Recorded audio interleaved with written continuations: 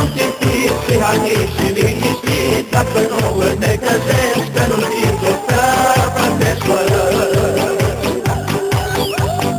Angeleanul om citit și hanit și liniștit, dacă nu îl necăjești, că nu știi ce să pătești fără.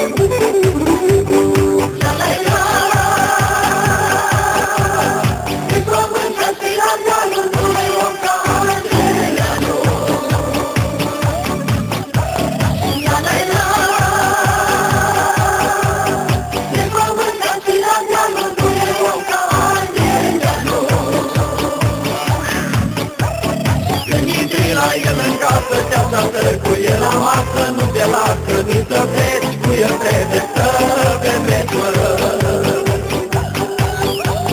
Când intri la el în casă, te-amătă cu el la masă, nu te lasă nici să pleci, cu el trebuie să petreci, mă.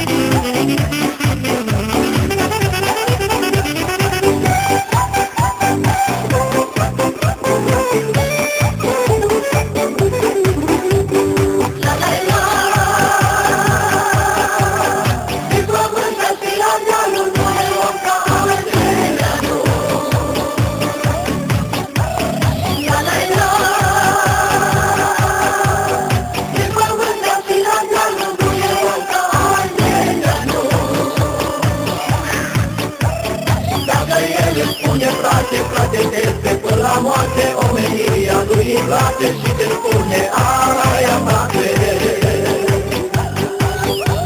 Dacă el îți spune frate, este până la moarte, omenia lui îi place și te spune aia frate.